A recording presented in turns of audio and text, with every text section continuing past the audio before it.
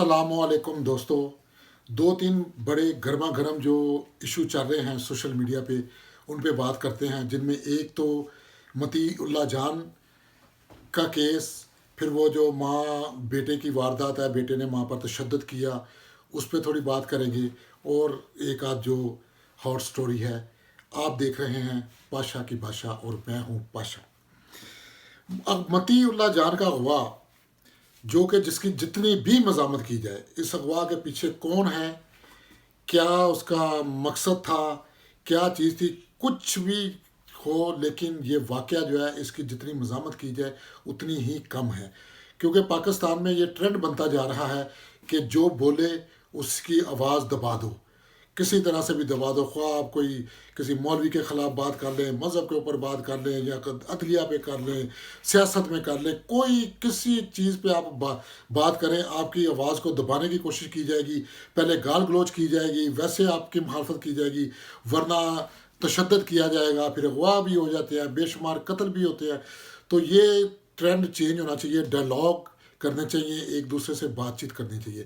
اب مسئلہ جو متی اللہ کا ہے، اس میں یہ ایک سمپل اغوا کا کیس نہیں ہے کہ جو نظر آ رہا ہے یا جو دکھایا جا رہا ہے کہ ایجنسیوں نے یا کسی ادارے نے، اور جو اشارے ہیں فوجی اداروں کی طرف ہے کہ انہوں نے یہ کام کیا ہے. تو یہ اتنا سمپل کام نہیں ہے، کیونکہ بعض دفعہ جو ہوتا ہے اداروں کے اندر بھی لڑائی ہوتی ہے، اور ادارے کے اندر سے کوئی آدمی کوئی ایسی آپس میں کرتے ہیں کہ ایک دوسرے کو بدنام کرنے کی. پاکستان جو ہے وہ ایک ملک ہے جو سازشوں کا جہاں گڑھ ہے، ہر دوسرا آدمی جو ہے نا ایک دوسرے کے خلاف سازش کر رہا ہے. تو جتنا میں جانتا ہوں، میرے جتنے کوئی دوست ہر شعبے میں دوست جان پہچان والے لوگ ہیں، صحافت میں ہیں، سیاست میں ہیں، بیوروکریسی میں ہے، اس طرح پولیس میں ہے، ایجنسیوں میں بھی ہے، اداروں میں بھی ہے. تو جتنا میں اداروں کی کارروائی کو جانتا ہوں تھرو اپنے کانٹیکٹس یا جو دیکھی سنی ہوئی ہیں، تو مجھے یہ کسی ادارے کا ایز اے ادارہ کام نہیں لگتا. یہ کسی ادارے کا کام نہیں ہے، کیونکہ جو فوجی ادارہ ہوتا ہے نا، وہ اس طرح کے کمزور اور اس طرح کے دکھاوے کے آپریشن نہیں کرتا. پہلی بات تو فوجی آپریشن اگر جو جن اداروں کی طرف اشارہ کیا جا رہا ہے وہ آپریشن کرتے تو کبھی پولیس کو ساتھ لے کے نہ چلتے. اور اس کے بعد اتنی باری نفری میں اتنا دن دہاڑے، اور وہاں جہاں سی سی ٹی وی لگے ہوئے ہیں، جہاں کیمرے لگے ہوئے ہیں، وہاں نہ کرتے. کیونکہ اداروں کو تو بندے کی ایک ایک مومنٹ کا پتہ ہوتا ہے، انہیں پتہ ہوتا ہے کتنے بجے وہ کہاں گیا، کتنے بجے اس نے کھانا کھایا، کب ٹوائلٹ میں. تو ان کو تو یہ ضرورت ہی نہیں تھی کہ اس طرح سے وہ اتنا سرعام اور سارا کر کے.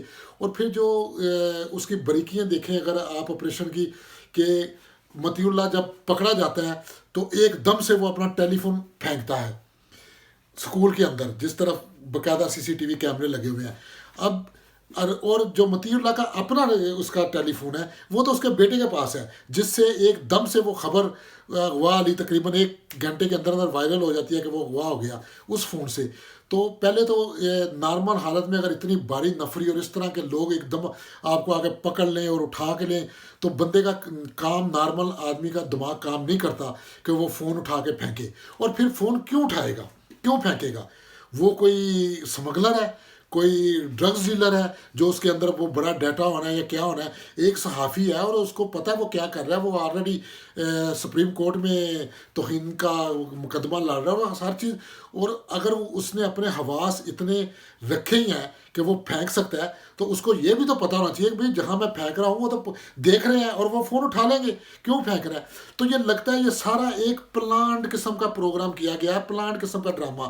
میں نہیں کہتا کہ اس میں متی اللہ شامل ہوگا، شاید کسی حد تک شامل بھی ہو، لیکن یہ بڑا ایک پلانڈ کہ کس طرح وہ باری اتنی نفری آئی، وہاں اسکول کے آگے آگے کھڑی ہوئی، پھر اٹھایا، پھر اس کا فون پھینکا، وہ پورا یعنی ایک وہ ریکارڈ چھوڑا پیچھے کہ ہم لے کے جا رہے ہیں.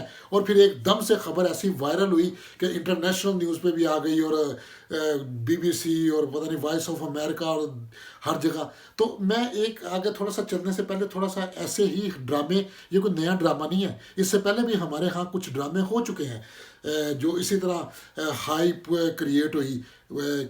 آپ لوگوں کو معلوم ہوگا مختارہ مائی ریپ کیس، جو کہ گینگ ریپ ہوا پنچایت کے فیصلے پر، اور ایک دم سے وہ اتنی ہائپ کریٹ ہو گئی، ایک دم مختارہ مائی پوری دنیا میں ہو گئی، اور اس کے کینیڈا امریکہ کے ویزے بھی لگ گئے، لاکھوں کا فنڈ بھی آ گیا اور آج مختارہ مائی کروڑوں کی مالک بنی بیٹھی ہے، اور بعد میں پتہ چلا جی کہ وہ کیس ہی شروع سے کچھ تھا ہی نہیں، وہ جب پروف ہوا، جب باتیں نکلی تو وہ ایک ٹوٹل ڈرامہ تھا۔ اس کے بعد آپ ایک کچھ لوگ تو ابھی بھی اس سحر میں مبتلا ہیں، اس جادو میں مبتلا ہیں، وہ نکلنے کے لیے تیار ہی نہیں۔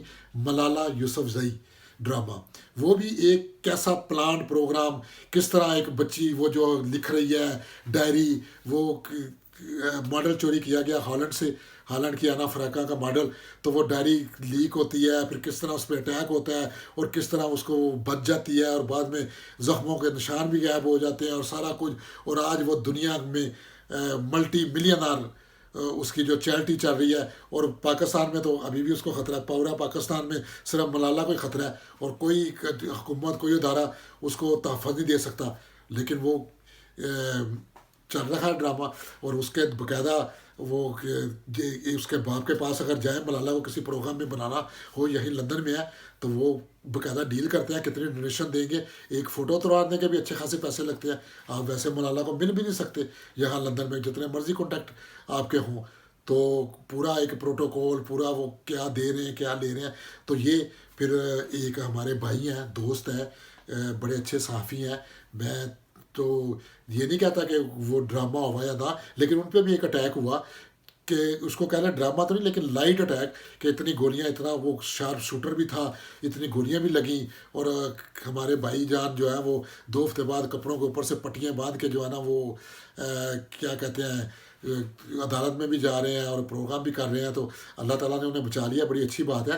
لیکن یہ جو ہوتے ہیں یہ اشارے ہوتے ہیں، بعض دفعہ یہ فل آپریشن نہیں ہوتا، اسے منی آپریشن کہہ سکتے ہیں، کہ یا تو کسی ادارے نے منی آپریشن کیا ہے، یا اداروں کے اندر ہی کسی ادارے کو بدنام کرنے کے لیے ہی ادارے کے کچھ باغی یا کچھ لوگوں نے اس قسم کا آپریشن کر دیا۔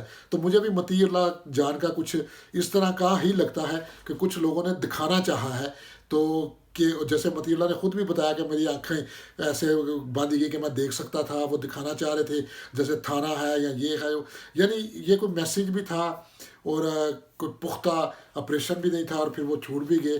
اب پتہ نہیں اس سے کیا نکلتا ہے، اور کچھ نکلے، لیکن آنے والے وقت میں بھائی مطیع اللہ جان صاحب کی نوکری تو کسی بڑے ادارے میں پکی ہے، کم از کم BBC تو شاید مل ہی جائے، ورنہ کوئی وائس آف امریکہ وغیرہ میں، لیکن گڈ آف لک، ہمارے صافی بھائی ہیں، ہونا چاہیے، ملنی چاہیے۔ اچھا دوسری بات، جو اگلا ایک بڑا واقعہ جو بڑا ہائپ کریٹ کر گیا، وہ بیٹے نے ماں پہ تشدد کیا، اور بڑا سوشل میڈیا پہ ایک دم سے کہ لوگوں نے کر دیا کہ اس درندے کو سزائے موت دینی چاہیے، یہ ہونا چاہیے، وہ ہونا چاہیے، بڑے لائیو پروگرام یہاں لندن میں بھی دوستوں نے کہ جو یوٹیوبر ہیں انہوں نے، میں ہمیشہ جو ہے نا میں تھوڑا سا نا دیکھتا ہوں، کوئی بھی واقعہ ہونا میں 1-2 دن دیکھتا ہوں، اور اپنے طور پہ ادھر ادھر فون وغیرہ کر کے پتہ کرنے کی کوشش کرتا ہوں، کیونکہ ہم جو ہوتے ہیں، جو مجھے، اب میں کوئی نجومی تو نہیں ہوں، نہ مجھے کہیں سے کوئی احلام آتا ہے، تو یہیں سے جو 30-35 سال سے دنیا میں گھوم رہے ہیں، گاڑ کا پانی پیا ہے، گاڑ کے لوگوں سے ملے ہیں،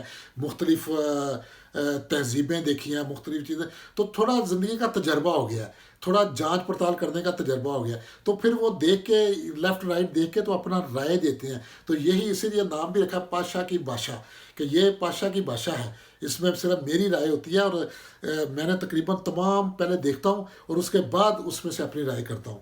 اب ماں کے قدموں کے نیچے تو جنت ہوتی ہے، یہ تو ہم میں کس میں کوئی دو رائے نہیں، ماں کے قدموں کے نیچے جنت ہے، اور ماں کا مقام جو ہے وہ دنیا کے ہر چیز سے بڑا مقام ہے۔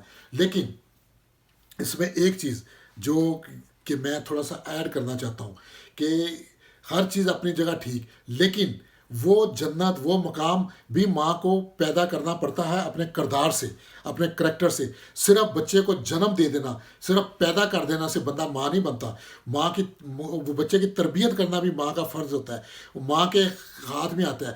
یہ جو درندے جو ہم اتنے دیکھتے ہیں کہ فلاں درندہ ہے، فلاں شخص درندہ صرف انسان ہے، یا یہی لڑکا جس نے کیا کہ درندہ ہے، تو درندے کو پیدا بھی تو کسی درندے نے کیا ہوگا، یہ تو نہیں ہو سکتا کہ بھیڑ بکری کے بطن سے درندہ پیدا ہو جائے۔ ریالٹی، فیس ٹو ریالٹی، ہم لوگ ریالٹی کو فیس نہیں کرتے۔ یہ جو جیلیں بڑی پڑی ہیں مجرموں سے، یہ جو پاکستان میں جو اتنے کرپٹ لوگ ہیں، اتنا دوائیوں میں ملاوٹ، تو یہ گھر کی تربیت کا بھی اس میں اثر ہوتا ہے۔ جب بچہ ماں کے پیٹ میں ہوتا ہے اسی وقت وہ تربیت لینا شروع کر دیتا ہے. اسکول جانے سے پہلے اس کے پاس مادری زبان کے 4 سے 5-6 ہزار لفظ کی وکیبلری ہوتی ہے. سب سے پہلا اس کا ٹیچر استاد گھر میں ہوتا ہے. تو گھر میں جب بچہ پہلی چوری کر کے گھر میں آتا ہے تو ماں اگر تھپڑ نہ مارے یا اسے منع نہ کرے وہ چوری کا مال اندر رکھ لے تو وہ پھر ماں بھی اس چوری میں شامل ہوتی ہے.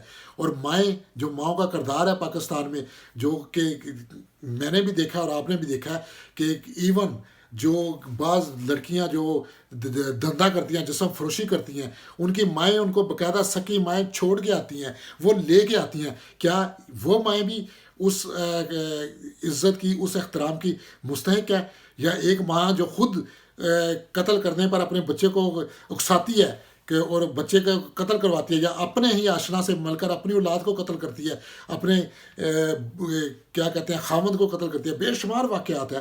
بے شمار ماؤں نے اپنی اولادوں کو آشنا کے لیے جو ہے نا وہ قتل بھی کر دیا اور چھوڑ بھی دیا. تو یہ سب مائیں تو یہ تھوڑا سا کریکٹر بھی دیکھنا پڑتا ہے. ہر واقعے کے پیچھے اس کا کردار اس کی پوری دیکھنا پڑتا ہے کہ کیا ہوا ہے. ہر ماں کے پاؤں تلے جنت نہیں ہوتی. جنت کمانی پڑتی ہے. جنت میں جانے کے لیے اللہ تعالیٰ نے باقاعدہ ایک راستہ بتایا کن راستوں پہ چلے گئے تو جنت ملے گی. یہ نہیں کہ آپ پیدا ہو گئے ایک ماں کے پیر سے پیدا ہو گئے تو اس ماں کے پیروں میں جنت ہے تو وہ ماں آپ کو جو کہتے ہیں آپ کرتے جائیں تو آپ جنت میں جائیں گے. اتنی آسان بھی جنت ملنا نہیں ہے. تو یہ تھوڑا سا ہر واقعے کو دیکھنا چاہیے. اور وہ لڑکے کو جب پکڑا تو وہ 1 گھنٹے بعد اس کی ضمانت ہو گئی. بعض لوگوں نے شور متایا جی یہ رات کو کون سی عدالت کھلی ہے یہ وہ. عدالت ضمانت صرف عدالت پہ نہیں ہوتی. جو تفتیشی ہوتا ہے جو ایس ایچ ہوتا ہے تھرنر ہوتا ہے وہ اپنی پرائمری جو پیریڈ ہوتا ہے کیس میں وہ اپنے بہا پہ بھی ضمانت دے سکتا ہے. جب وہ فیکٹ اینڈ فگر چیک کرتا ہے تو وہ چھوڑ سکتا ہے وہ اس فرض ضمانت. تو وہ اگر وہ چاہے تو وہ 2 دن 3 دن کے بعد جب عدالت میں پیش کرتا ہے پھر عدالت کی ثوابدیدی ہوتی ہے. پاکستان میں اب تھوڑا سا بھی سسٹم تھوڑا ڈفرینٹ ہو لیکن یہ شخصی ضمانت اس کو کہتے ہیں. وہ تھانے کا انچارج یا جو پکڑنے والا وہ اپنے بہا پہ بھی دیتا کہ ٹھیک ہے ابھی آپ نے کو اریسٹ کر لیا یا آپ پہ چارج ہے کل صبح آپ کو یا پرسوں آپ کو پیش ہونا یا پھر آئیں بیان دیں یا کیس کی نوعیت کے حساب سے. تو یہ اس میں میں کہنا چاہتا ہوں ان لوگوں کو جو کہ ویڈیو پہ ایک دم ہائپ کریٹ کر دیتے ہیں اور ایک دم سے کسی کو درندہ اور کسی کو جرم اور وہ بنا دیتے ہیں مجرم اور جرم. ذرا تھوڑا خیال کیا کریں آپ. تو ابھی میں ٹی وی دیکھ رہا تھا تو آخر میں وہ ترکی میں جو ایک مسجد آیا صوفیہ مسجد کا افتتاح ہو گیا اور پاکستان کے تمام بڑے چینلوں کی فرسٹ بریکنگ نیوز ہی ہے. فرسٹ نیوز بڑی اچھی بات ہے. 86 سال بعد مسجد کھل گئی. وہ مسجد ایک مسلمان ملک میں تھی ویسے کسی کافر نے یا کسی غیر مسلم نے اس کو بند نہیں تھا کیا. وہ ترکی کے اندر ہی تھی اور ترکی ہم سے بہت زیادہ مسلمان ہیں وہاں کے لوگ بھی وہاں. لیکن ان کے سیاسی فیصلہ تھا ان کا جب مصطفیٰ کمال نے فیصلہ کیا تو اس کو لائبریری بنا دی. تو آج کی حکومت کا بھی ایک سیاسی فائدہ ہے لیکن ہم اچھل کود رہے ہیں. تو میرے صرف کویشچن ہے کہ کھل گئی ہے تو میں امید کرتا ہوں اب کل سے گلی محلوں میں ریپ ہونے بند ہو جائیں گے پاکستان میں. جو آپ بچوں کے ساتھ پکڑ کے زیادتیاں کرتے ہیں وہ بند ہو جائیں گے کیونکہ یہ تو اتنی بڑا یہ کام ہو گیا. جیسے جس طرح ہم خوشیاں منا رہے ہیں ملاوٹ بند ہو جائے گی چوری چکاری ختم ہو جائے گی حرام زدیاں تو ہماری چھوٹنی نہیں. ایک مسجد کیا 50 مسجدیں کھل جائیں. ہر محلے میں 5-5 10-10 مسجدیں ہیں. ایک مسجد والا دوسرے میں نہیں جاتا دوسرے والا تیسرے میں نہیں جاتا. تو اتنی اور بھی کھول لیں جب تک ہم اپنے آپ کو ٹھیک نہیں کریں گے اپنا کردار ٹھیک نہیں کریں گے نہ مسجدیں کھلنے سے بند کچھ ہوگا نہ بند کرنے سے کسی کو نقصان پہنچے گا. تو اپنے آپ کو اپنے کردار کو اپنے کریکٹر کو ٹھیک کریں.